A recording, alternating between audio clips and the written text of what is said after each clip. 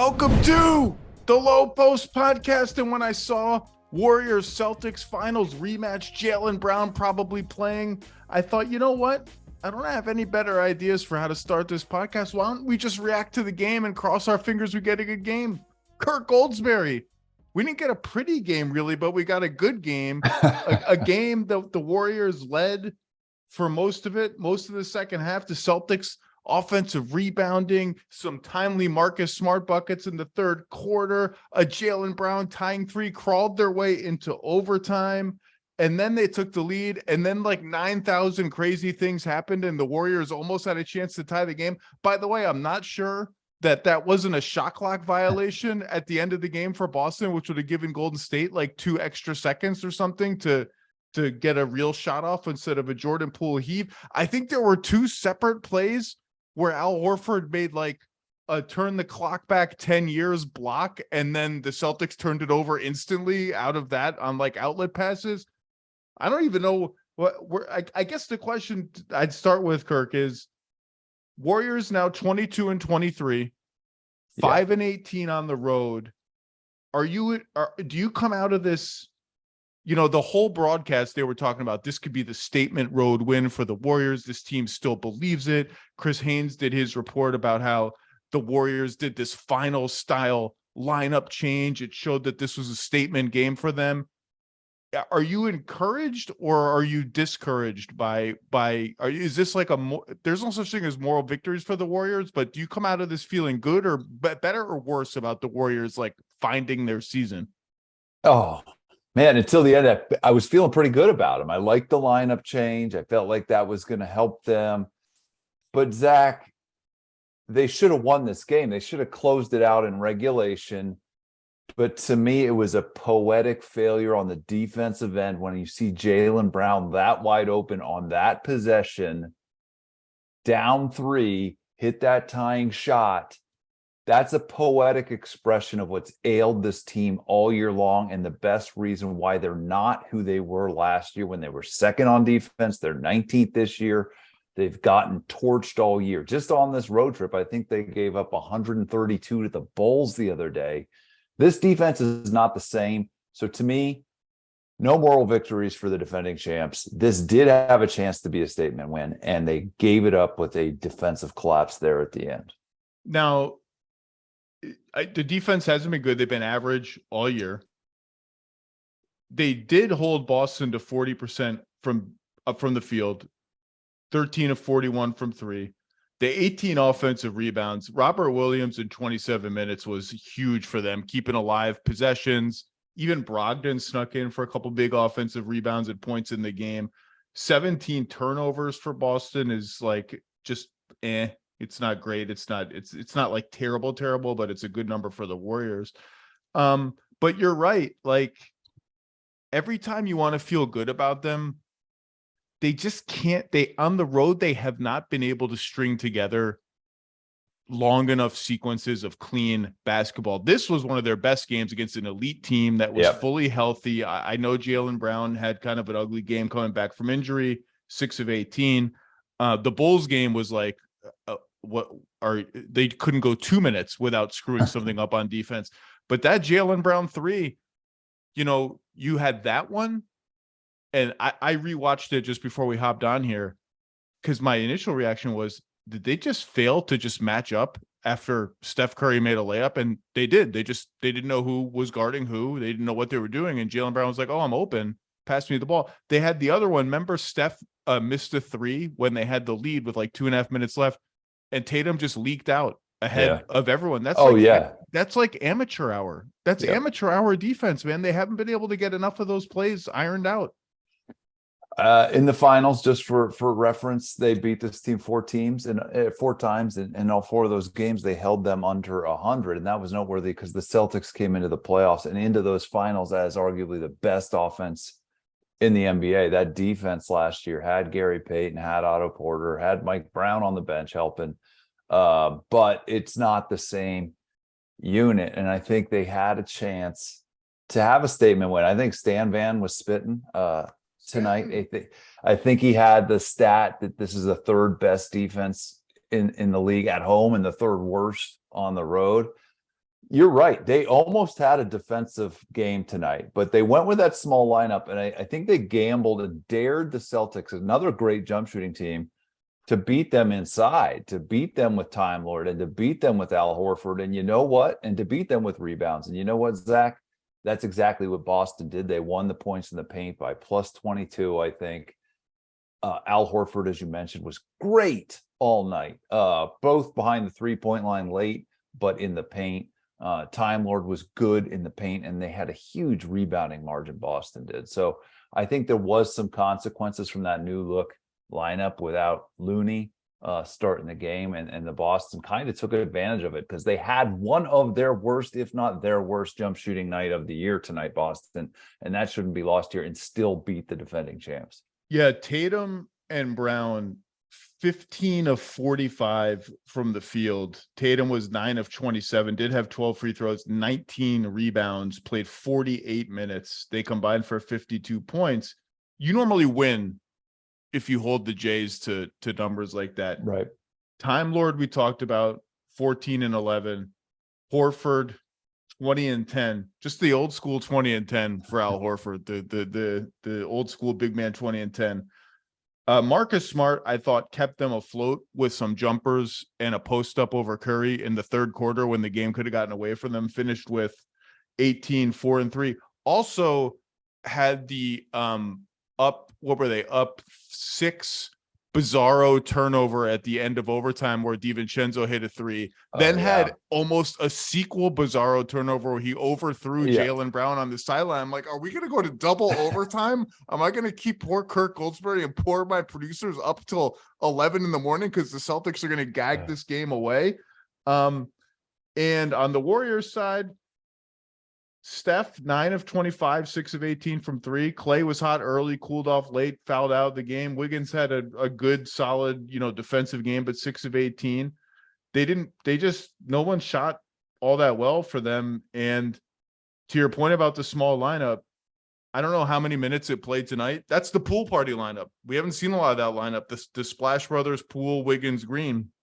I bet it played more minutes tonight than it did in the entire 2022 finals combined. They only played 10 minutes of that lineup in the finals. And I think that underscores the departure of Otto Porter. Not that Otto Porter has been relevant this season at all. No. And the absence tonight of Kuminga, who has emerged as a key player for their team. They need another tweener forward guy to keep those Draymond at center lineups from being too small. And I think Kuminga is probably the best answer on the team. And JaMychal Green, who's also not playing.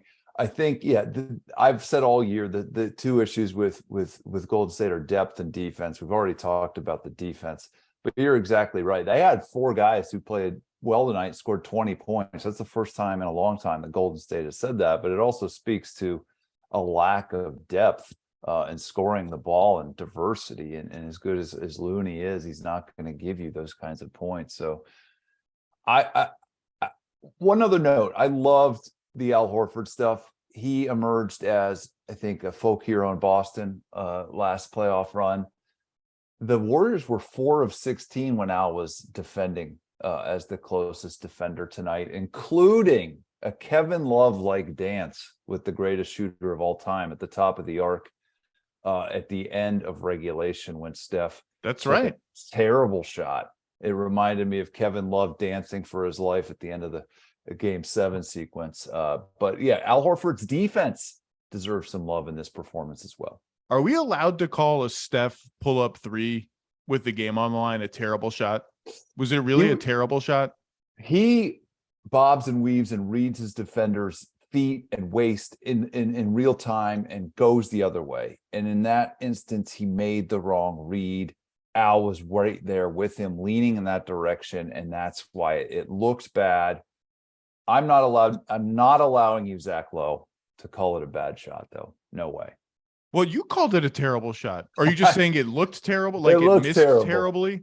It looked terrible. I'm never mad when Stephen Curry takes a 3. Case in point, a cool 46-footer to close the first half this evening. How about that? It's funny you mention that because often in games like this that come down to the wire, you kind of forget Oh, that's right. They got 3 points on a more than half court shot at the buzzer. That's like one of the reasons we're in this overtime period right now. I know I know you're not a huge football guy, but they're better about this in football. Whenever a kicker like misses an extra point, like the Cowboys' poor kicker missed 4 of them this week. Oh, remember that. And Jim, remember that extra point. That could be huge later. But yeah, we don't do that. And Steph gave them 3 extra points and with that huge 46-footer. It should be top of mind because that was 3 points that you couldn't have expected to have. But credit to the Celtics. They won an ugly game against the defending champs, and a game the defending champs needed to kind of win to get their road trip back in line and kind of feel good about themselves going to the second half of the season. You mentioned Horford, 2 of 5 from 3. The second of those threes, I believe, was on a Tatum Malcolm Brogdon pick and roll with like a minute 30 left in the game. And I took note of it because I didn't think until really the middle of the fourth quarter, the Celtics were dialed in on offense in the sense of, we can't let Jordan Poole just survive out here, hiding over here on Malcolm Brogdon. And when they were hunting Poole and to a lesser extent Curry, I didn't think they were doing it in efficient and smart ways until the middle of the fourth quarter, when they got good look after good look, some makes, some misses, dragging those guys into the action in the way that they do when they're humming, split actions, pick and rolls between Smart and Tatum, or Tatum and whoever, Tatum and Brown 2-man stuff. And Tatum rejected that screen, drove to the hoop, had a lane because they were worried about switching, threw a great cross-court pass to Horford. Draymond, who played another great defensive game, was on it. Great closeout. And Al, who doesn't have the quickest release, had to get that baby up fast and got it up. It was like the quickest I've seen Al release a 3 other than like a buzzer beater situation in like 5 years. And he made it. And it was, I think it put them up 4 or something at the time. I can't remember what the hell. No, it was regulation. So it cut the margin maybe to 1 or something like that. And then Tatum, but how many turnovers did Tatum have?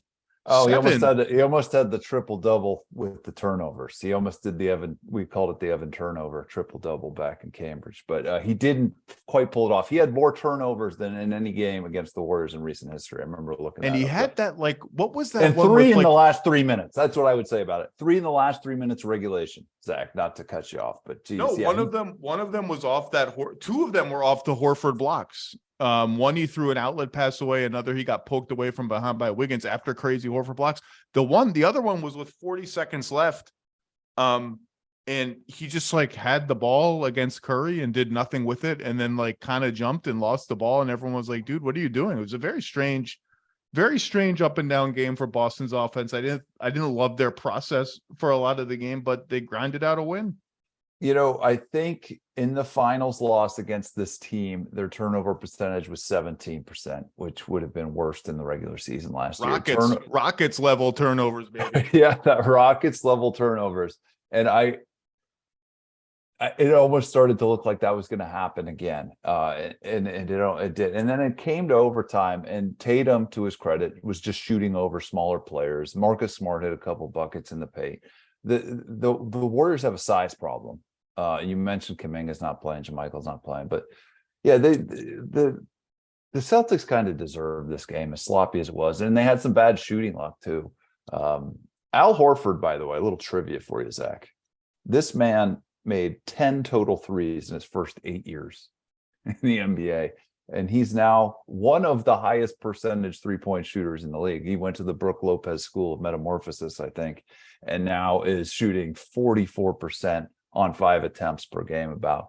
And I think that's a huge part of his game and the Celtics game. And those 2 threes he had tonight were a huge part of this win. It was a weird game. Like, you can tell they're still managing Robert Williams minutes. Like, he was not on the floor for most of the fourth quarter. Then they rested Horford for a bit in overtime. 13 minutes for Grant Williams was kind of interesting.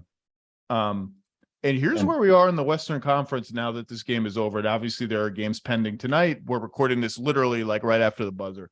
There is now So Utah is now 6th at 24-24 at 500.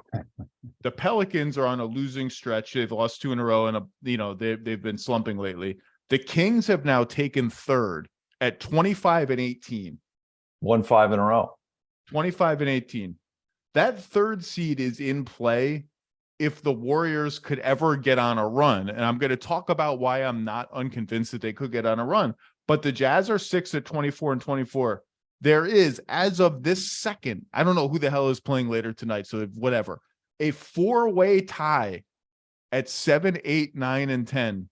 All 4 of these teams are 1 game under 500. The Wolves, who I think must have won tonight because I think they were 2 games under. Wolves 23-24. Clippers 23-24, just pretending that I guess the standings don't count. And do they think that they just get the number 1 seed because they're the Clippers? I don't know what they think is going on. Golden State 22-23, and the Oklahoma City Thunder, who you're about to hear a segment with Andrew Schlect at 22-23 in the play-in as of today. All those teams are tied. You shook your head when I still think the Warriors are going to go on. Not a crazy Warriors run, but I think they have like an 8 out of 10 in them to get back in the ballpark of like not fighting for their lives. You shook your head and you seemed skeptical. One thing that I've learned from going to Brian Windhorst College is that if you're one of the high profile teams in the NBA, they backload your schedule. LeBron James has endured an entirely more difficult second half of his season for almost his entire career. Poor guy. Can't catch a break. Can't catch a break. Can't catch a break, folks. But Golden State has a tough schedule. They do. They've played the 3rd easiest schedule in the league. You're right.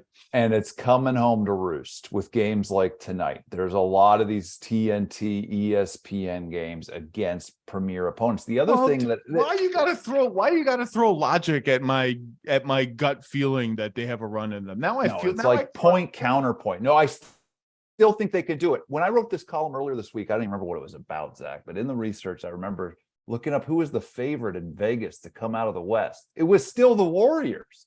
I think you're right. I think it's okay. And they almost beat the Celtics tonight. Now, the thing that I keep hearing in the national media that I do disagree with is this narrative that the West is so bunched up. You just outlined the bottom of it is, but something's happened at the very top that is not bunched up. Oh, Dave. The Nuggets and the Grizzlies are running away from everybody else very fast. I think Memphis is 11 in a row, and they're now 6 games up on 3rd. I mean, it's not even Denver's won 8 in a row. Yeah, those teams don't lose. Yeah, they're on a combined 19-game winning streak. Yeah, so Golden State ran away with the West last year, right? I think, and Phoenix did. Phoenix was up there, but Golden State was 2, right? They were 1-2. Is that how it ended? I think Golden State was 3 off the top of my head. I think they got out from the 3 seed. I want to apologize to the listeners for my short-term memory lapses. I think Golden State still has a chance to win the NBA championship. I'll say that to bolster your earlier point. They can go on a run, but it's going to take better defense than we've seen tonight. Why not foul up 3 in the name of Manu Ginobili? By the way, we have Jaylen Brown shooting a wide open 3 in the last possession of a game. What about all the European wisdom we've learned from fouling when we're up 3, Zach? Why not? Let alone giving up the wide, just foul the kid. Just don't let him shoot it. What are you going to try to sell me on the metric system next? This is America. We play it out. We play it out. It's a game of inches. It's not a game of centimeters. Whatever the hell you guys, whatever the hell those people say. Those people, like my wife. I don't know. Too much. I think it's too much time. The conventional wisdom is that's too much time. First of all, you have to be close to Jaylen Brown and not confused as to what the hell you're doing. Second of all, I think that's too much time. Conventional NBA wisdom is that's too much time. But to your point, in the EuroLeague, they do all sorts of stuff with fouls in the last minute of the game that are unfamiliar to the NBA. Memphis was number 2 last year. Can I make my case for the Warriors winning 8 out of 10 at some point? Yeah, please do. So all year, they've just been this impossible team to figure out, not really because of the home road splits, although that's weird, but because they have this starting 5 that has been for a lot of the season. I think the Nuggets starters have now passed them, but the best lineup in the NBA. How do you have the best lineup in the NBA? And how is that? How are you 22 and 23 with the best lineup in the NBA? What explain? The Jordan Poole minutes haven't been great. I'll say they that. have not. And I think one of the reasons we might have seen that lineup pool party, as you noted, to get him in that sort of core group. I go back to the key two things that this team has wrong: depth and defense. The non-Steph minutes have been a disaster. The Jordan Poole minutes have been earlier in the season. It was the Wiseman minutes were a disaster. Anybody not in that starting group has been a disaster if you look at their stats. So how do you get there? You have a great group of starters and an awful second. All right, so let me push back on you with some data. Are you a data or data guy? I'm not a big numbers guy, Zach. No. Do you say data or data? I say data 100% of the time. I say data too. Data. No, wait. I don't even know what I say now. Data. I say data. Star Trek Next Generation. That's data, right? By the way, Alan Siegel at The Ringer, speaking of Star Trek, had a phenomenal piece on the 30th anniversary of the Conan O'Brien monorail episode of The Simpsons. I thought of that because Leonard Nimoy has an incredible cameo in it. Just FYI, I love that episode. It was a great piece. It was a joy of my day. What were we talking about? Oh, so since Steve Kerr started staggering minutes a little bit, and other guys have found their groove, that non-Steph disaster stuff has started to fade away. So as an example, I don't have the exact sample size in front of me, but I know because I looked it up. With Curry off the floor and Poole, DiVincenzo, and Kuminga on the floor, so they're three maybe most reliable reserves. They're now plus 3.5 per 100 possessions.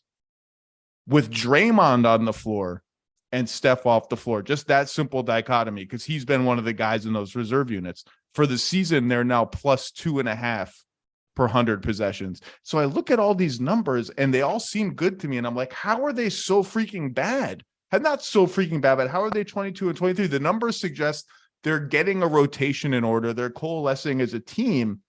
And maybe it's because this guy's in, then Kuminga's out, then that guy's out, and Kuminga's in, and they just can't get everyone healthy at the same time. But like, no team has everyone healthy at the same time. That's not how the NBA works. But the numbers, I don't know, maybe I'm misreading them. Maybe I have this like Golden State, years of dominance optimism built into my brain. But I do think they have a run in them at some point. But every time I think that, they have a game like tonight where they should have won and they didn't. I think you nailed it, actually. I think if they can get a rotation largely of veterans, guys you can trust, and JaMychal Green gets them a little bit closer to that when he's back. DiVincenzo's been good. But one of the things they were trying to do earlier in the season was Moses Moody, James Wiseman, Jonathan Kuminga, Jordan Poole. Those were the reserves that I'm speaking of. That's how they got into this hole, despite the incredible Steph Curry plus minus stuff. If they're changing the back end of that rotation, remember there's no Otto Porter, there's no Gary Payton. Those guys have played like 100 combined minutes this year. Right, and I think Golden State is quick to say, hey, should we have kept those? This isn't the Brunson mistake, guys. These guys haven't played basketball this year. Brunson mistake, good band name. Some aspiring Dallas area band should name their band the Brunson Mistake. Denton, Texas has some great indie rockers that I hope will pick up on that. The Brunson Mistake. But yeah, I think if you talk to people around Golden State, they're like, hey, yeah, Otto, we miss him. We really miss Gary Payton, but those guys aren't playing basketball right now. So if they can get this veteran rotation, I think there is a run there. The schedule is working against them, the strength of schedule, and some of these road splits are scaring me still. Tonight was a promising start, but it would have been better if they just closed it out in regulation, Zach. And I believe the Clippers, actually, to your schedule point, have the hardest schedule left in the Western Conference, or have played the easiest, or maybe both. I know they've played the easiest. And yeah, I mean, can their star players play a back-to-back once? Is that allowed? Just one back-to-back?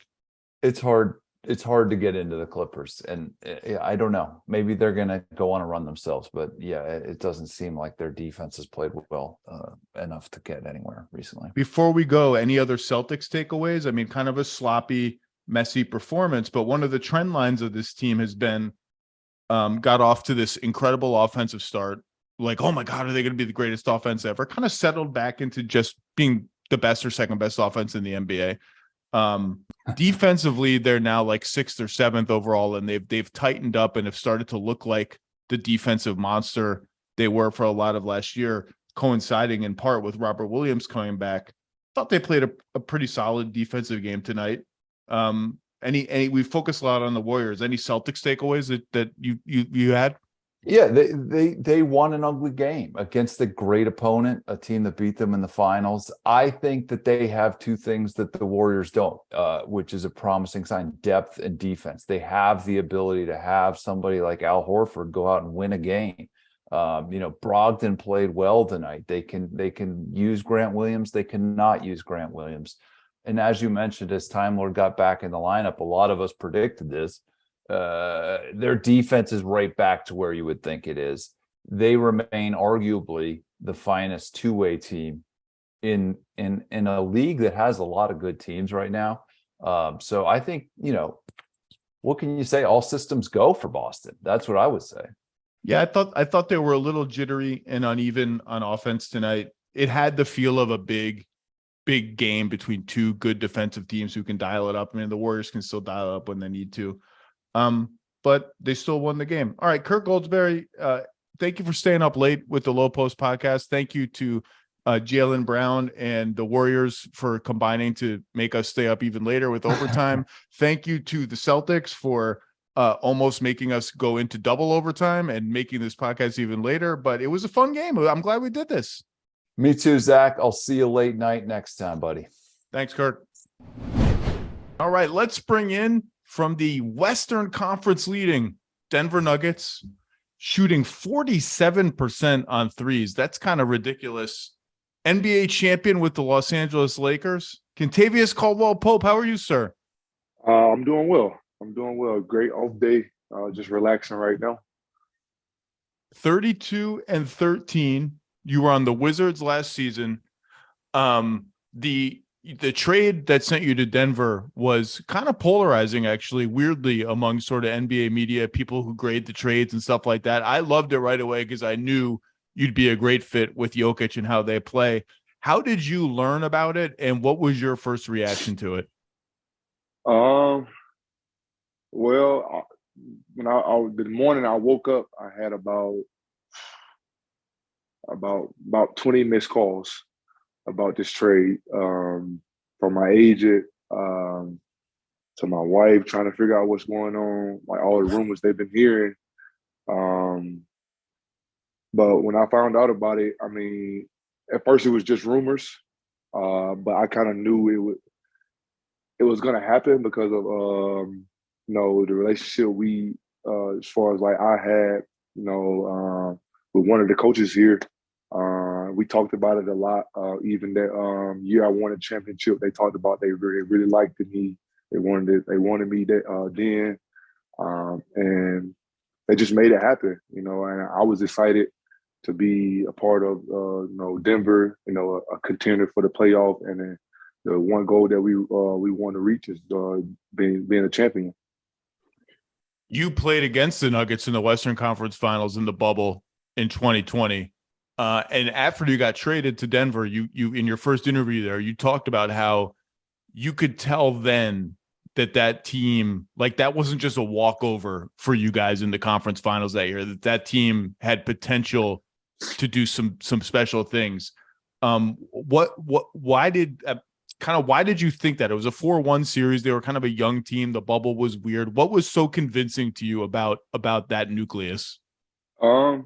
Just watching them the previous series they had against the Clippers, and things like that. Just watching them before and then watching them during the season, how they play, how hard they play, the resiliency. It just stood out to me. And then once we started playing them, we went up 2-1. I felt like, or it was 1-1. I felt like if AD when they made that shot, you know, that was my feeling, my opinion. I feel like they would have won the series. They had the momentum going into it, and they had a game plan that we couldn't stop. You know, and I felt like if we wouldn't have, AD wouldn't have made that big huge that three, it would have been a whole different series. You were on the court for that shot. I rewatched it just before this. You're on the weak side. I mean, that was a play call for AD. Was there part of you that was like, man, I wish that play call was for me. I'm ready to take that shot. Like, what do you remember about that huddle and the reaction to that shot? The play was for anybody to get a wide open shot. You know, whoever was open was going to get the ball. And I feel like at the time, Plumlee and Yoke had a miscommunication there, and AD ended up being wide open, and we just got the ball to him, and he knocked it down. Wasn't expecting him to be that open, but he ended up knocking it down, man. That saved that series for us. What's different? What have you learned about Jokic playing with him that you couldn't know or didn't know from just watching him playing against him? I mean, we all know he's great. He's a 2-time MVP, but what's different playing with him? He's very unselfish. Like, he don't care who's scoring, he don't care who's like having a hot game or whatever. Like, he's a willing passer, and one of the reasons why I'm shooting the percentage that I'm shooting now. Like, if you open, you're gonna get the ball. If it's turnover or not, you know, and that's one thing he don't worry about, and that's one thing I like about him. He's willing to pass the ball, regardless of if he think you're open, if you're not open, you know.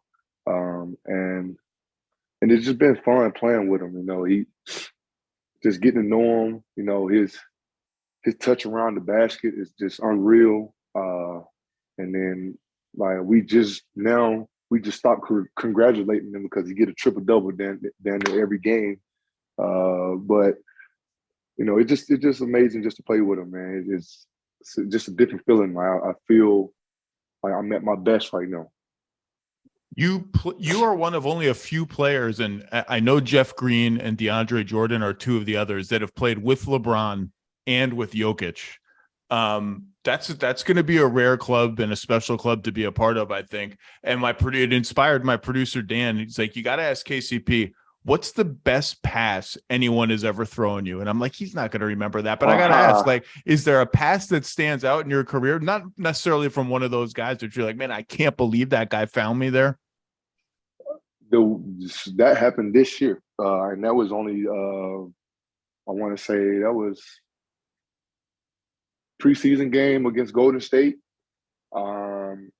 He wasn't even looking at me. They threw the ball. Jamal threw the ball. Not Jamal, but our point guard at the time threw the ball to him at the nail. And he wasn't even. He had his back turned to me. Now I wasn't even ready for the ball, but it was there on time, on target, and I just knocked down the shot. I didn't even think he seen me open. And then just talking to one of my coaches, he was like, "Yeah, that's what he does. He's not even looking at you. He's looking at the man that's guarding you." And I didn't think he seen me open, and he got there on time, on target, and it was a knockdown shot for sure. Are you in the corner? Are you in the corner for that? I'm always in the corners. I know you're always. You're always weak. You're moving around. You're moving around a lot, though. You're not. You can shoot off movement, and you cut hard, which is, I think, one of the reasons you're a good fit with Nikola. Oh, irony of you playing on the Nuggets now. Someone with the Lakers told me, ask KCP how he got the nickname the Beeper in the bubble playoffs. So please tell the world how you got the nickname the Beeper in the bubble. That nickname came. I forget who was playing that series. I think it was Denver. I want to say, it was Portland before Denver. I want to say. And it just seemed like I had me and Alex Caruso. I had the toughest matchup, you know, every night. And for some reason, the name I forgot who said it. I want to say it was somebody gave it to me, and it was just the nickname stuck because of how close I am, or like how I'm hip to everybody that I play. You know, who I guard. You know, it's hard to get away from me, and the beeper just seemed fit because it's always on your hip. So the name, I like the name. I still use it to this day. You know, but it was just because of just how connected I was defensively and guard my man one-on-one. You have talked about this already this year, but it's a continuing storyline. When you watch the Lakers play, are you still like, I can't believe what happened to the team that won the championship and what they've done and what they've become around Bron?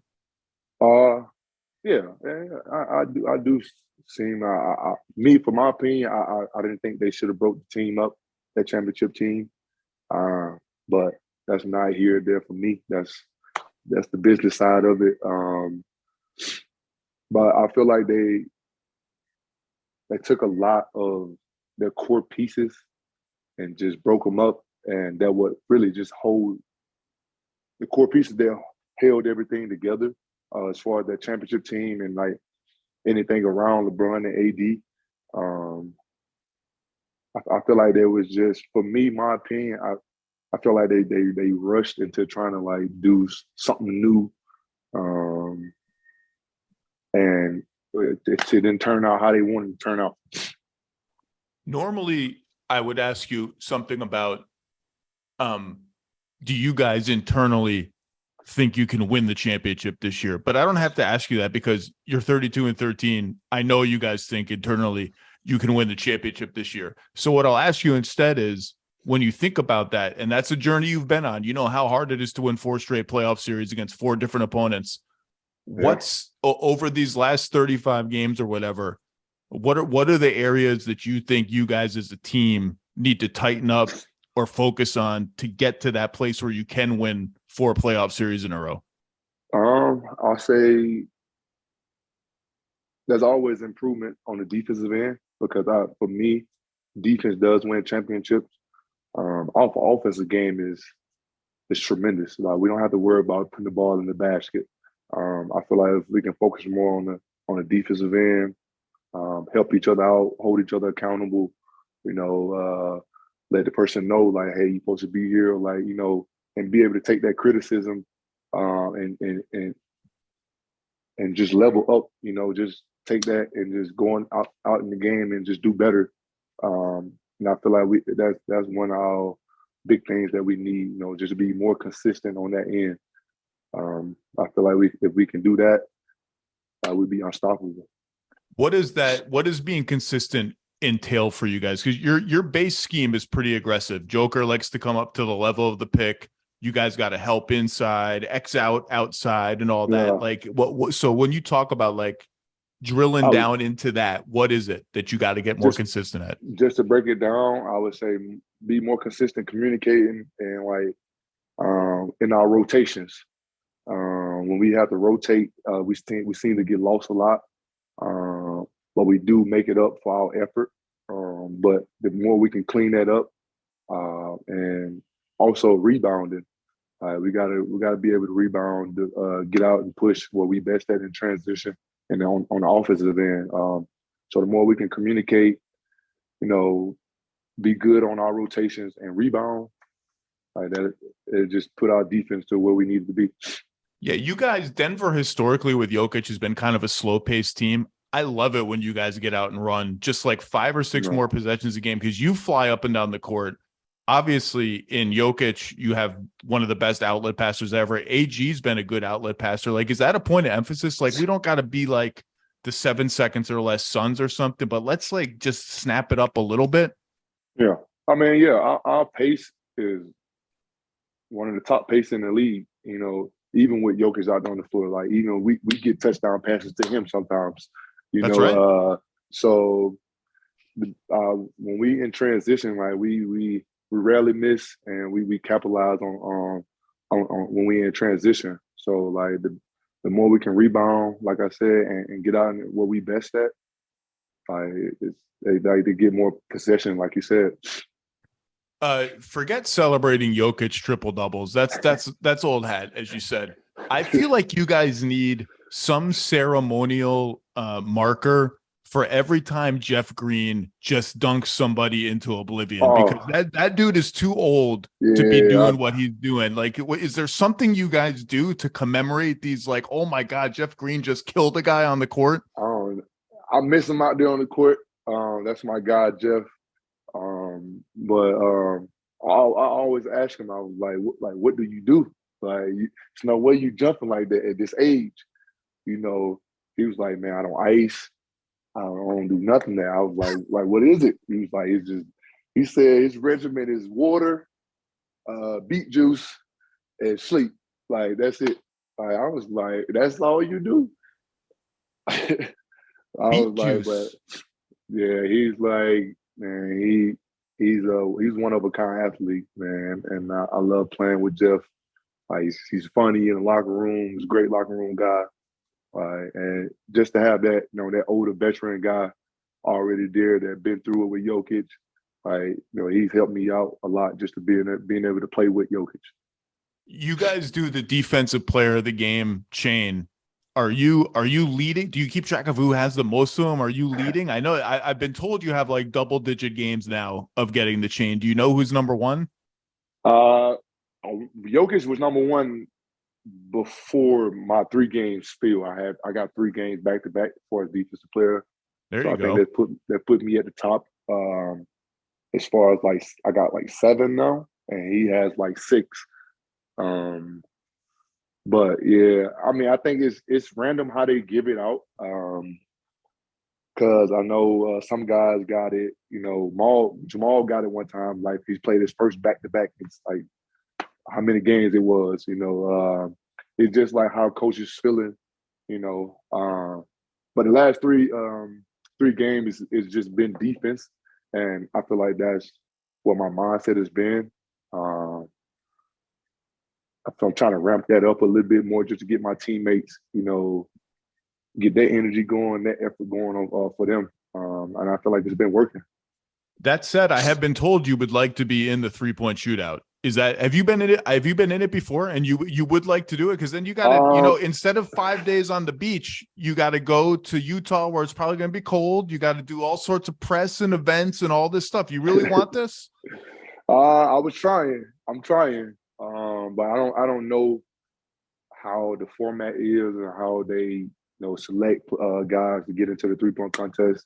I know I tried it like 2 years ago to get into it, and it's hard to get into it. So I had to promote this, do that. So it's a lot of I don't know right now. I have my agent and stuff on that, trying to push to get me into it.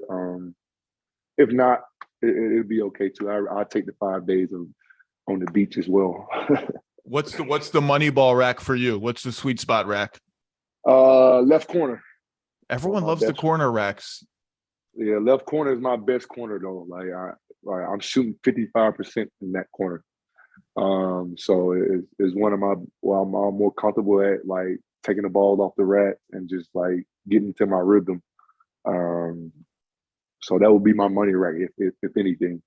So I am not a big social media person, but somebody alerted me to your wife's social media presence in her YouTube channel, Mackenzie MCP. And I watched a few MCP videos. I was like, I gotta learn some off the beaten path facts about KCP. So fact number 1, you guys did like a newlywed game style thing. Biggest fears was one of the questions you had to answer about each other. Your biggest fear was roller coasters? Is that a real thing? That's the number 1 fear? That's a real thing. What happened to you? Was this a childhood trauma of some kind? Yeah, it was a childhood trauma. And I haven't touched a roller coaster since then. What happened? Even my kids be trying to get me on, and I'll be like, yeah, y'all can have that. So I was about 8 years old, and we was at a fair. Me, my mom, my dad, my brother. We had a fair, and the boats, the boats that goes back and forth. Yeah, the pirate So ship thing that the sways up and pirate down. ship Yeah. thing. So 8-year-old skinny kid. I'm sitting down and I'm not really clamped in, so I'm not like secured. Like the thing is all the way down. I'm still like moving back and forth. And as it get up in like the highest point, I kind of come out my seat and almost fall out of it. The only way it saved me, the boat came back down and caught me. And I screamed so loud to get off of it. They stopped it. My dad had to carry me the whole time. I couldn't, my legs wasn't there at all.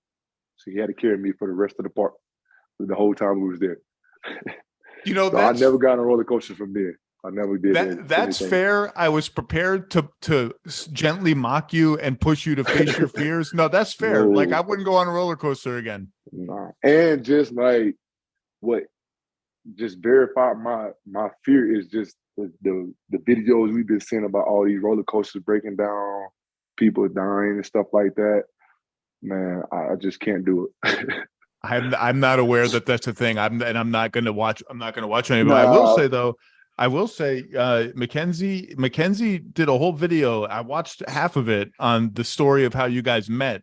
Okay, and she outed you a little bit in the sense that like we were at a bar, we were at a club, and like he didn't even have the courage, or he was too shy to come up and actually talk to me. He had to send an emissary, a middleman, over to talk to me and say, "Hey, that guy over there wants to talk to you." Is that fair? Is that an accurate rendition of things? That's accurate, but more like a middle woman. Okay. Yeah, it was a lady, one of her friends that was there at the club. I asked her like, "Hey, can you introduce me?" You know, yeah, I was a shy guy at the time. I was 19, 20? Of course I was. So we had a little conversation then in the lounge. I invited her to the game the next day. We ended up playing Dallas. And after that, we talked for about 6 months straight, FaceTime, no regular phone call, just FaceTime. After the 6 months, that's when I asked her to be my girlfriend, and it just took off from there. Look at that. All right, last one, because I know you're a busy man. You guys won the bubble championship. In 20 years, 30 years, 10 years, when I didn't get to go to the bubble because we had just moved and we had a bunch of family stuff going on. So I'm just fascinated to always hear people tell me what it was like. You guys were there the whole time. Your family was with you for, if not the whole time, a lot of that time. You end up winning the championship, and there's videos of you celebrating there at Disney World or whatever the place is they had you celebrating. So when you either see old teammates 15, 20 years from now, whatever it is, when you think about the bubble, what's a story or two or a memory or two that are always going to come to your head of like, man, that was such a crazy time. Remember this? Like, what's the remember this? I think it would just be the championship, because we didn't have, when we first got to the bubble, we had everything, like where we can go play arcade game, the arcade, the movies, stuff like that. We can have fun. And then once they started letting family in, they shut everything down, so it was like more just eat, room, whether that's all you got. And then you can hang out, and like they had like a little player lounge for all the players to go to, where we could go on the top floor, play like ping pong, like video games, eat snacks and stuff like that, just hang out. That might have been the only coolest thing that we had that whole time we was there. But the only thing I probably will remember is the championship. Like that I would reminisce about in 20 years, and that would be it. But the one thing I do like regret is not just having that parade. Like everybody got a chance after that, and we didn't get the chance due to COVID. I felt like I wanted that experience, so trying to get it again. That's a good way to end it. Kentavious Caldwell-Pope, you're having a great season. You've fit like a glove in Denver. If you do get into the 3-point shootout, good luck. If you don't, enjoy the downtime, and keep up the good work. And I'll see you around the block. KCP, everybody. Thank you, sir. Let's bring in a guy I sneakily like listening to. He probably doesn't know this, but I'm a fan of the Saturday Slam and Jam podcast on the Athletic NBA podcast. He hosts other Athletic NBA podcasts. He's a podcast guru, but more importantly, for our purposes today, he lives in Oklahoma City. He covers the Oklahoma City Thunder, and the Oklahoma City Thunder, despite all the hullabaloo, despite all the hand-wringing, and I was as guilty of it, Andrew Schlect, as anyone else, about how this is process 2.0. Oh my God, this team is going to be so bad forever. Look at these rosters they're running out. The Thunder were bad for 2 seasons. That's it. Yeah. Just 2. They won 44 games in the pandemic season, lost in the first round on the biggest postseason play James Harden has made since 2012. Congratulations, James Harden, for blocking Lou Dort in the first round of a playoff series nobody remembers. Then they had 2 bad seasons, and now, Andrew, we wake up today on Thursday, January 19th. They are tied for 8th in the Western Conference with an irresistible bit of symmetry. They are tied with the Los Angeles Clippers. They're partners on the other end of a seismic trade, one of the most seismic trades in NBA history, a trade that I think about. A line from a front office executive who was not involved on a totally separate team told me in the wee hours of that morning, this could go down as one of the worst trades of all time and a trade that the Clippers absolutely had to make given the context. And I always thought that was a perfect summation of things. Andrew, I really appreciate you joining us. I couldn't think of anyone else I wanted to talk Thunder basketball about with more. And what I was really excited to do was all these discussions about the Thunder for 10 years since the Harden trade have been about these big picture tectonic plates of the NBA shifting, these huge mega players. This team has lost or traded 3 MVPs and a guy who finished 3rd in MVP one year for the Thunder, Paul George. And they were bad for 2 years, and now they're back. And now what we do is we get to talk about how this team is playing on the court, because they're 11-5 in their last 16 games. In that span, the 9th best offense and the 4th best defense. You must be just loving every second of this. This is even beyond your expectations for this season, correct? Oh, way beyond. I picked them to win 27 games. I thought they'd be back in the lottery. I thought it's like, okay, we're going to dip one more time back into like try to get a top 5 pick one more time, and then it'll be go time. And really, Shea and Giddey and Kenrich Williams, man, like those guys have just taken hold of this season. It's like, we don't have a center. Who cares? Like, we're going to play swarming defense, and we're going to be sharper than you. They're going to just be relentless in the way they attack the paint. And they came onto the court last night with a confidence I hadn't seen before. They played the Pacers last night, no Halliburton. It honestly felt like a game that they could lose this one. I mean, they lost to Charlotte on the road recently. They lost to Orlando on the road earlier, and you're like, okay, maybe this is a game where it's like, okay, yeah, they're still young, they're still developing, but they stepped on the court, and within 2.5 minutes, they were up 17-1. Curtains. It was unbelievable. And it really was different in the way they carried themselves. And I had to ask several people, like, am I making this up? Is this like all in my head that they just are carrying themselves differently on the court? And they were. Like, Shea had this confidence walking on the court. Giddey's starting to get a little nasty. And it's kind of awesome with the way that he's carrying himself. And so last night, really, it felt a little bit like a moment with the way that they just walked onto the court, and they're like, no, like, this Pacers team isn't doing anything to us.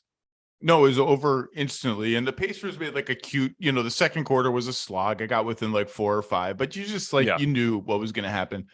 So in mid-November, in my 10 things column, item number 2 was the Thunder have been so confusing for these 2+ years. This is what I wrote at that time, because Mark Daigneault, who's a really good coach and is doing some really interesting things. We're going to I'm never going to say it right. I'm sorry. Coach, say Daigneault. It's Daigneault. Don't listen to the broadcast, because they call him like Mark Daigneault or Daigneault. It's Daignault. Okay, see so I'm blaming the broadcast because Blame the broadcast. I just assume that they've done their homework and they've got it right because I have clearly not done my homework. He's a really good coach. He's changing rotations all the time. Guys are in and out of the lineup within games. But I wrote in November, they're on to something with Shea, Giddey, Dort, and good Jalen Williams. Actually, both Jalen Williams are pretty good, but wing Jalen Williams, J-Dub. I can't get into this nickname thing, but wing Jalen Williams, big hair Jalen Williams. They both have big hair. Yeah. And they're on to something with this 4 perimeter players, 3 of whom are pretty big for their positions, like big wings who can switch, who are ferocious off the bounce, ferocious defensively, and just plop a big man into the middle of that. At that time, it was Poku a lot. Since then, if you look at the numbers, when it's Kenrich Williams, it's unbelievable. When it's Mike Muscala, it's unbelievable. When it's Yuma Yori, it's unbelievable. That's been a very limited sample size. When it's big Jalen Williams, it's not very good.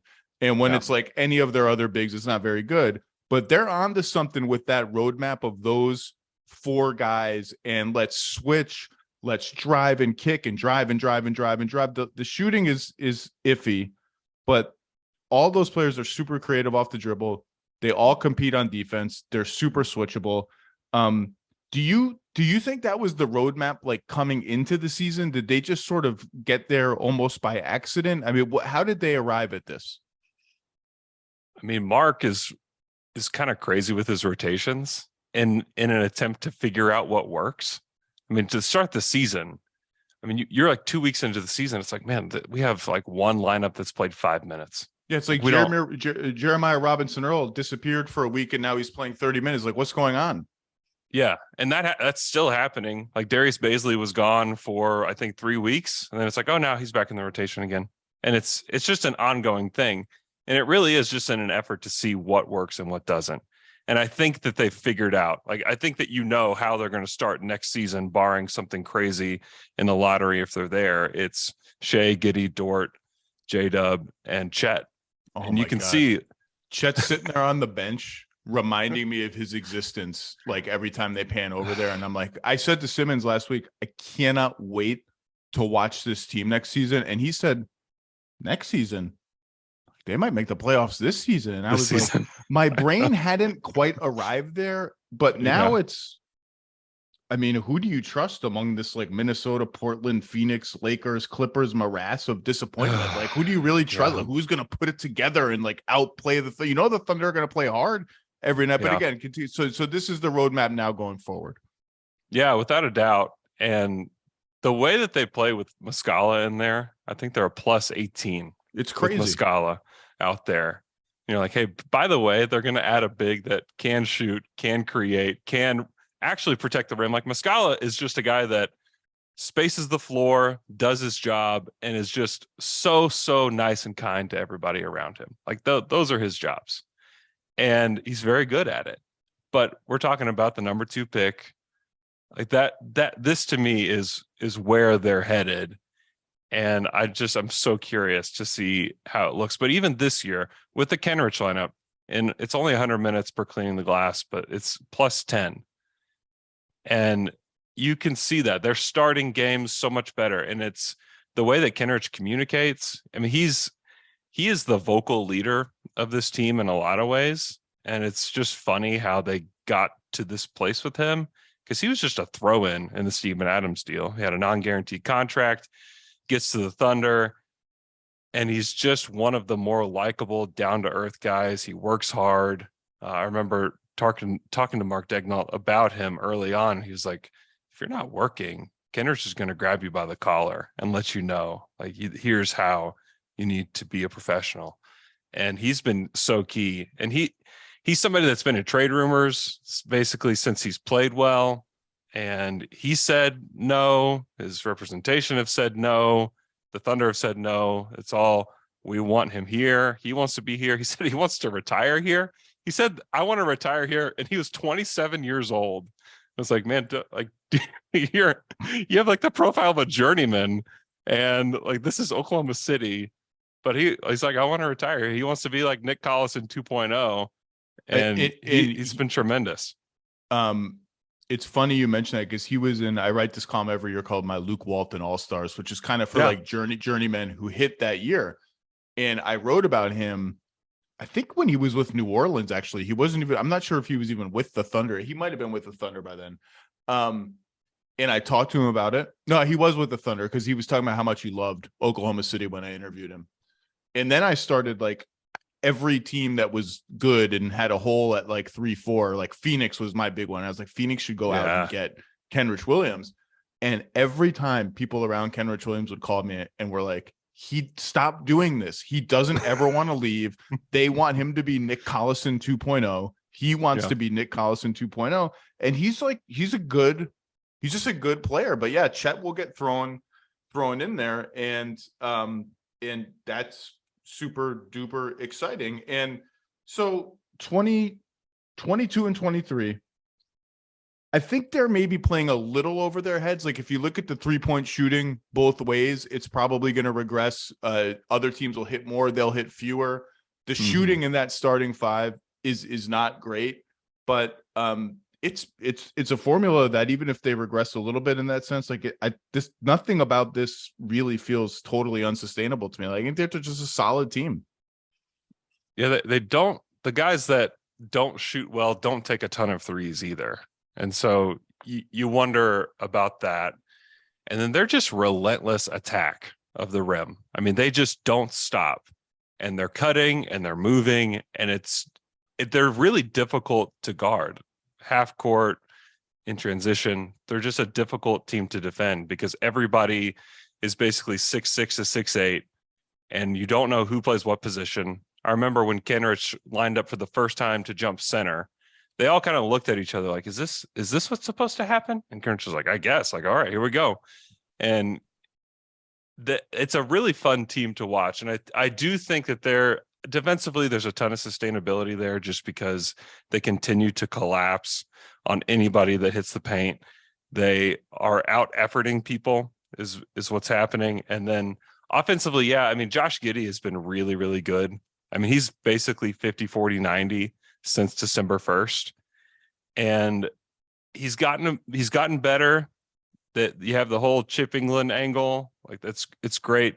But for him to go from what he was last year to 50, 40, 90 over this like pretty decent stretch is like, okay, I'm kind of waiting for something to change there with Giddey. So that's one way. But like Shea, Shea's only shooting 34% from three. I mean, that could get better. He doesn't take a ton of them.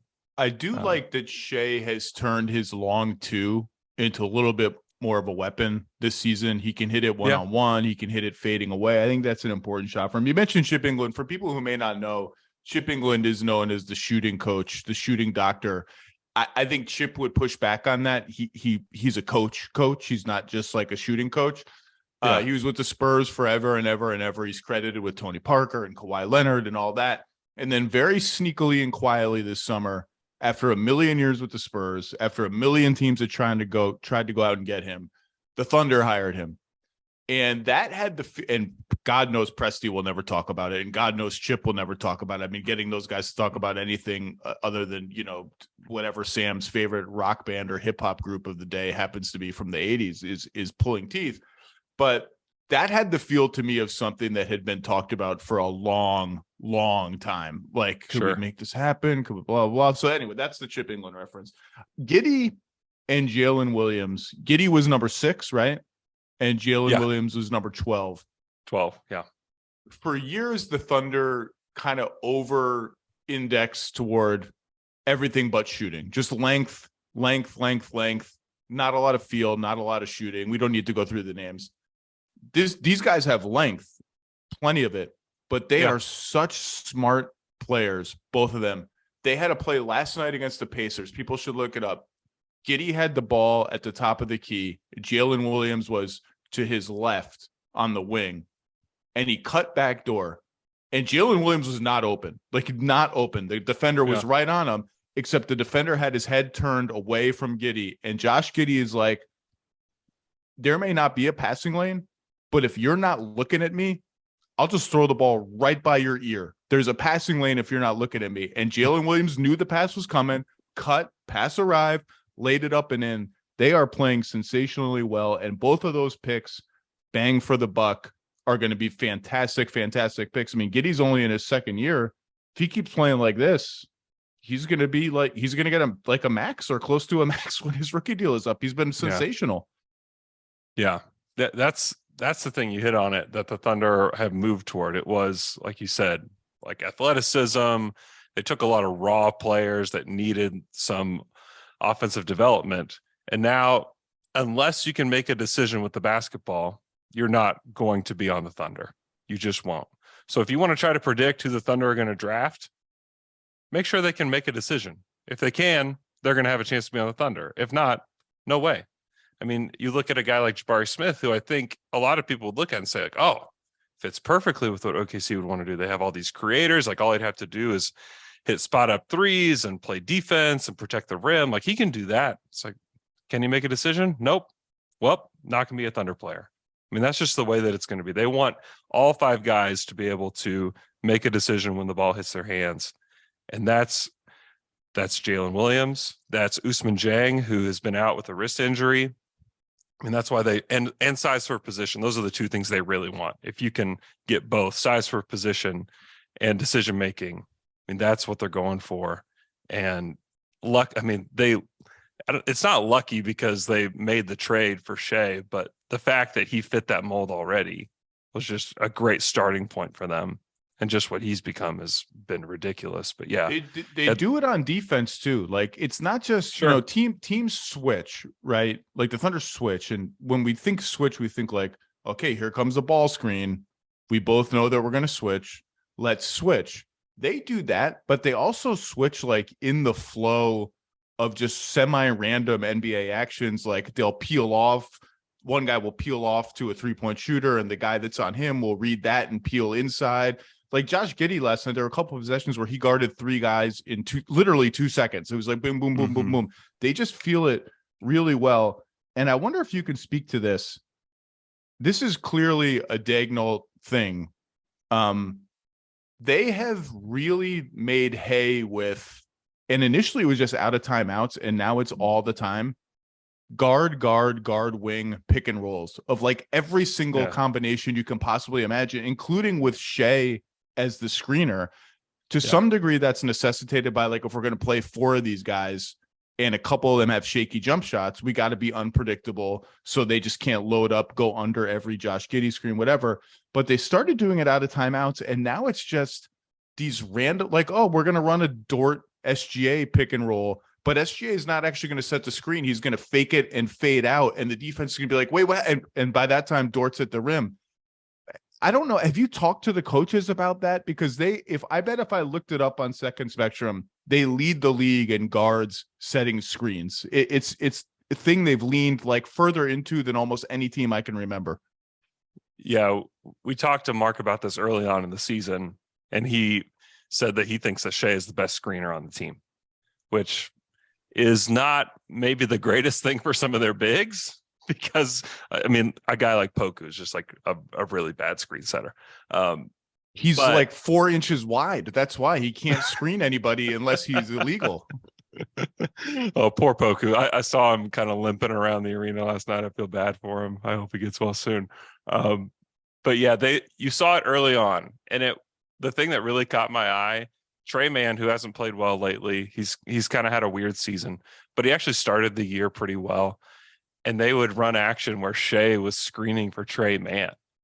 And you're like, really? Like, this is what's happening? And it works. I mean, even the lineup data like speaks very positively about Shea and Trey Mann playing together. But it's those wrinkles, and part of it is just the willingness from Giddey and from Shea and from J-Dub just to be willing to be the screener and to be involved in whatever action. Because, I mean, Thunder fans know we had a point guard here once upon a time that only set a screen by accident. You know, it didn't ever really happen with Westbrook. And now to just have a team that's willing up and down the roster to screen for each other in whatever action, you know, Mark says has been pretty refreshing, and it just makes them so unpredictable. if the NBA were a competition of just who has the best step back 3-pointer, Trey Mann would like make the semifinals of that competition. He opens No up doubt. like 15 feet of space on these step backs. Like, he doesn't make them all the time, but he's all right at them. It's crazy. If that were the one skill that mattered, he would be a top 10 player in the NBA. Yeah. You know who else's on-off numbers are incredible? We need to talk about how they just stole Isaiah Joe. Yeah. The Sixers waived Isaiah Joe because they had 16 players on their roster, and then they waived Charles Bassey to create an open roster spot. The Thunder snapped him up. What is he on? A 3-year, $6 million deal. He's shooting 40-something% from three. They're plus $1 million with him on the floor. And the power of him is they have these 4 wings, guards, whatever, that we've talked about, all of whom are so-so shooters. You just replace one of them with a really good shooter, and all of a sudden it's like, oh my God, the effect of this is crazy. Sixers fans have to be watching this like, ooh, that kind of hurts. And like, this is free money for a Thunder team that has made 3 huge draft day trades that we're going to talk about, in which some young players that they kind of missed out on are doing well elsewhere. Some are doing really well for the Thunder. One of them that they got, Ousmane Dieng, is injured. But Isaiah Joe, like, this is a real thing. He's going to be part of their team now, don't you think? He's like, I don't know if he's core, but I think you have to build out the team thinking he's a rotation player for sure. Yeah, at least for the next couple of years, definitely, with the way that he shot the ball. I mean, you mentioned it, plus 21. And it's funny, the top 3 guys in on-offs, Isaiah Joe, Lindy Waters, and Mike Muscala. What do they all have in common? They just shoot the basketball. And that's going to be a thing. And I'm just so curious to see how they make like a core piece, if it's within the draft or a trade, or like, how do you get a actual core player that is just a knockdown shooter? Like, how do you get, and it's like impossible to find these guys, but how do you get like your version of Klay Thompson that's just like a floor spacer that can defend, that's got size? But Isaiah Joe has been just a joy on this Thunder team, something that the Thunder have needed for a long time, and that they've tried through like guys like Daquan Cook and Anthony Morrow. And there's been guys in the past that have just been shooters, but Isaiah Joe's got a little bit more juice than those guys do. Like, defensively, he's decent, and he's not huge or anything, but he can defend. Like, he racked up 2 steals and a block last night. He is a guy that he had this dunk the other night. I think it was against the Celtics. That was just like, I didn't know that was possible. So he's got a little bit more juice than a lot of people think. And right now they'll basically need 1 roster spot, because they're going to have 1 pick in this next draft. And so that will likely be Darius Bazley moved out, that draft pick moved in. The following offseason, they have 4 first rounders, and you have all these rookie scale guys. I don't expect them to take 4 guys, but still, it's maybe they leave with 2. Okay, like, now who goes? And they're going to have to make some really interesting decisions over the next couple of years. And Isaiah Joe is going to be one of them. Like, how does Joe develop? How does he mesh with these guys over the course of the back half of this season and all of next season? Like, maybe he is that guy. Maybe that's okay. Trey Mann has not developed. Trey Mann can't stay on the court. He's going to be the one that goes, and Joe stays. That wouldn't shock me. But yeah, just an outstanding pickup from Presti. And I don't know, is he already one of the top 5 best free agents the Thunder have ever signed? I mean, he might be. That's going to be a depressing list if we start making that list. We don't have to do that. With all these picks, by the way, among them is the Russ picks are starting to come due now. In 2024, they have the Rockets pick, top 4 protected, and that's it. And I don't know if you've watched the Rockets lately, but they are just making sport out of throwing the ball to the other team. The turnovers are just incredible. This is why the Harden rumors, this is part of why, although I would think it's not a great idea for the Rockets, they're going to be under enormous pressure some way, somehow, to not be bad next season. They have an unprotected Heat pick potentially in 2026. They got a lot of stuff, which means we might see more of these okay, let's target a guy we really like in the draft. We'll give you 2 picks to move up 5 spots and get this guy. So let's go through the draft day trades and see how we feel about him. Trade number 1, Ricky Rubio and the 25th and 28 picks in the 2020 draft for Poku. How are we feeling about that trade 2+ years out? In my heart, I feel really great just because I love having Poku on the Thunder. He has gotten better. He was not bad this season. I argued with Bill about this briefly. He's not just a punchline anymore. No, because he can protect the rim a little bit. He's getting stronger. Now that's going to be the thing. Is like, can he actually put on muscle like any? Like that's going to keep him from actually competing in the league. But he's skilled. He can bring the ball up the floor. His maybe he should go maybe he should go the other way and just put on fat. They just start eating horribly, give up the muscle, and just see if you can become like just like a fat guy, just like a tall fat guy. And maybe you don't lose any speed. But maybe the Thunder should hire me as a sports science consultant. They show him film of Charlotte Boris Diaw, and they're like, this is your destiny right here. Is that a bad idea? Boris Diaw?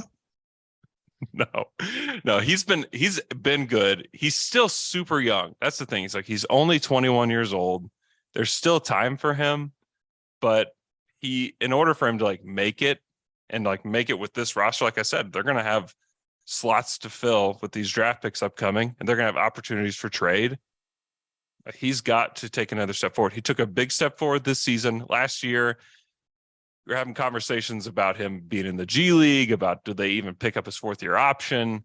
And now it's like, oh yeah, of course they're going to pick up his 4th-year option. Like, are they going to give him a second deal? Like he's got to show something for him to get that. But he's definitely improved.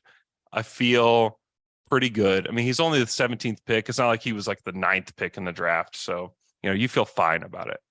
The picks they gave up became Jaden McDaniels and Emmanuel Quickly, which makes it hurt a little bit. But that trade was done on the clock before those guys were there, and those were the picks. And those, it's hard with the draft and with draft trades. Like you can, it's tough. Like that's the guy they wanted. They got him. Were the other 2 guys better? Yes. Would it make sense for either team to trade for Poku with just one of those guys? Nope. So yeah, I mean, if you look at it that way, it's probably not great, but he also fits what the Thunder want. And that's a guy that can make a decision with the basketball too. So, we'll see on Poku, but he's at least fun. I've got 2 Poku signed fanny packs here in my office. That are just. Does he wear fanny packs? Is that a thing? That's his thing. Yeah, he wears fanny packs. He actually that's a red flag. That should be in the draft report. Wears fanny packs. He partnered with a local company called Shop Good here, and they made custom Poku packs. And it's I would have knocked him down 3 spots on the draft board. Let's talk about a guy who makes good decisions. They made the reverse of that trade at the next draft, getting 2 protected 1st-round picks from the Rockets, who traded up for Alperen Şengün. Yeah. And if you've been watching the Rockets lately, I just made fun of them. One thing you can't make fun of is that dude is good. Like that dude's already good. He's good now. Yeah. Is there Şengün regret, or is this just the cost of doing business in the NBA? Sometimes these things happen. Like how much do Thunder fans sit there and think we're talking about what big's going to be on the team next year? Well, we have Chet. Maybe so we don't care that we don't have Şengün. Is there any Şengün regret?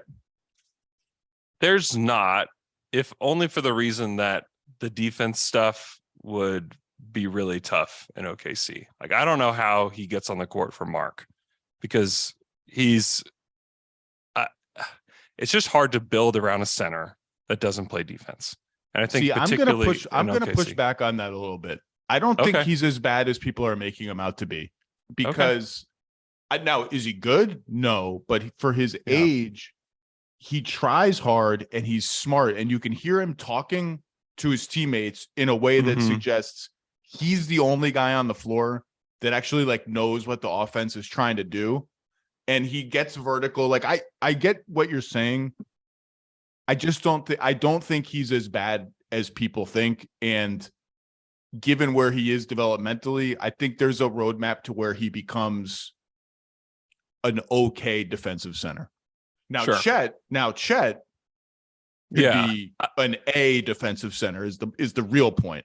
Yeah, that's part of why there's no regret in Oklahoma City about it. And they essentially use those picks to get Jang. And so it's going to be like this. Two of them, right? Two of them. That's the third draft they traded. They traded 3 Yeah. protected first round picks for the number 11 pick, 2 of which are the picks they got from Houston, which are not Houston picks, and blah, blah, blah, blah, blah. Right. And now it's funny. I actually did a podcast with a guy that covers the Rockets, and he was like, it's going to be like this Şengün Jang thing down the road, like which was the right decision to make. And it's going to be fascinating to see.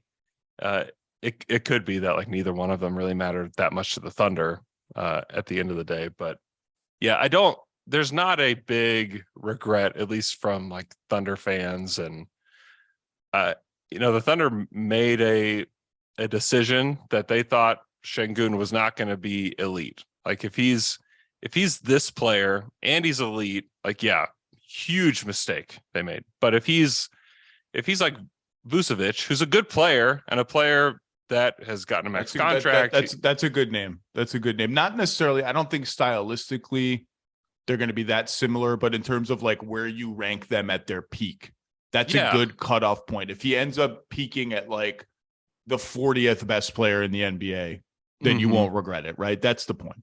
Yeah, that's the point. Yeah. Just that if he's as that confident defensively, where it's still like, okay, he's not horrible, but we have to make some plans around him to make this work.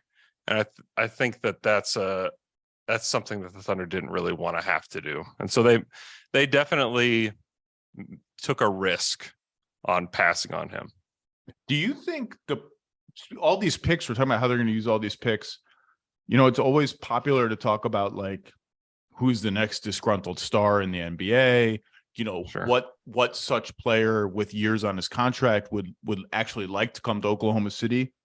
Do you think that's even a conversation within the Thunder brass, or is this more like, well, we did it the last time, just building through the draft. We already have a lot of good players. Like maybe we should just try to keep those players. Like I've not heard any, it's too early probably, but that's not a Thunder looking for next guy is not a thing I hear a lot in the rumor system. No, they don't even know what they have now. And so if you're looking for them to make some kind of deal to improve the roster anytime soon, even within like the next 2 years, like, nope. I mean, the minute they started winning, Thunder fans like on message boards, like, how do we get OG Anunoby? Can we get him onto the team? It's like, guys, like it's too soon. Like OG plays the same position as a guy they just traded 3 first-round picks for. Like they're not going to make that kind of deal today. And they want to be able to pay all their guys. And if you deal for a guy that is going to make 30 million, like you can't pay all your guys. Or has 1 year left on his contract and may look around and be like, I didn't choose this place. Like, I don't know if I want to be here. There is no way they would trade for somebody that has even 2 years left on their deal. Like I just don't see that path there. Now, if they become a title contender and they have the surplus of picks still, and somebody comes available that's got like 2 or 3 years left, and it's like, hey, we're right there. And if we make this deal now, like we become a contender and we don't really lose all that much. Like, sure. And ownership's got to sign off of it. Like whatever, like it has to make a ton of sense right now. I don't think that's on the horizon at all. I don't think that any trade, honestly, to improve the roster is on the horizon. I think we like our guys. We want to give them a chance to develop. Like this year and next year are going to be a lot of just like observation. Like, what do we have? Who do we like? Who do we not like? Who's going to be the quote unquote core of this team? I think that's what the next 2 years is going to be. And people are going to be pushing for them to make some kind of deal because they're going to get good. I think next year they could be surprisingly good. I don't think if they're 500 now, I don't think it would even be a surprise if they're good next year. They're decent now. Yeah, this might be the last year. If they don't make the playoffs this year, this might be the last year they don't make the playoffs, like for a while. And they want to see what their guys have. They're definitely not. They're a little bit like Memphis, where it's just like we like our guys. We want to see our guys develop. If the exact right things comes along, like they have to fit culturally, they have to have years on their deal. They have to have all these things. Like if you can check every box, cool, let's do it. If not, they're not looking. Let's wrap briefly on SGA, who has been ridiculous. Should probably start the All-Star game for the Western Conference, is a legit All-NBA player. We all know that. I just want to, it's now that they're tied with the Clippers. That's where we open, right? They're now tied with the Clippers. There's all this, should the Clippers regret this, right? And I quoted that anonymous front office guy before about who was nailed this trade completely at the time. And you hear all this talk now about, well, I mean, Shea's just straight up better than Paul George now. Like boy, that's a disaster for the Clippers. And yeah, Shea's better than Paul George. I mean, I love Paul George, and in a playoff series, let's see if he can stay healthy. I think that's a conversation that I don't know if it's a no-brainer in like a big-time playoff series if Shea's better than Paul George, but let's just posit that he is. That was baked into this from the beginning. The Clippers really love Shai Gilgeous-Alexander. I'm not sure they thought he would be this good, this fast, or maybe ever, but they really, really loved him. And they knew that there was a world where almost 4 years after the trade, he might be better than Paul George straight up. That's not the point. What that underscores is how badly the Clippers need to turn this season around now, because the whole point of that, making that risk that we might trade a guy who will be better than our guy in 4 years, is like, we got to win before those 4 years are up. And yeah, they got to the conference finals. Kawhi was injured. Maybe that was their year, whatever. This is why there's this, like, are they awake over there? Like, do these guys care? Do the Stars want to play on a back-to-back ever in Los Angeles? Because yeah, playing for May and June, that's great. Like, they're 8th. And so I don't Shai's been better than PG straight up. I don't think that it makes that trade like any more risky or whatever for the Clippers than it was at the time. We all knew what it was. It underscores that the fact that they haven't done enough in years 1, 2, 3, and 4 is like a disaster for the Clippers. But man, you must have a ball watching this dude. I said on TV once, trying to guard him is like trying to catch a fish with your bare hands. You just can't. It's like over here, it's over there. Like, I don't know what direction his head's going this way, his tail's going that way. Like, you can't catch him. Yeah. The fact that like you just can't stop him when he's going left too is just like, I mean, that's in every single scouting report. Like, don't let the guy get left, and he finds a way to get there. And it's through just like stopping and starting. He can hit a shot pretty much anywhere inside the arc at any time. And he finds these windows that shouldn't exist. He'll do a 1-on-3 fast break and just create a window in between the defenders. So you're just, I don't know how he sees that. I don't know how he does it. And if you plug his stats into StatHead, 30.5 points per game, 4.9 boards, 5.5 assists, 1.7 steals, 1.1 blocks. There's one player other than Shai that comes up, and it's 87, 88 Michael Jordan. That was gonna be my guess. It's got to be MJ. The blocks and steals, it's like it's got to be MJ. No one else is doing this. Yeah, and that's the thing that has changed the most probably for Shai. Like, offensively, he's gotten better. He's getting to the free throw line a ton. He's hitting 90% on 10 attempts a game. Like, that's ridiculous.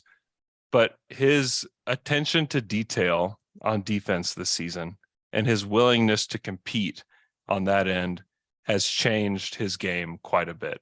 And Mark talks about this a lot. He talks about this with Giddey as well, that they play with force on both ends. And the force that they play on defense adds to their force on offense. Like, it just stays the same the whole time for both of them.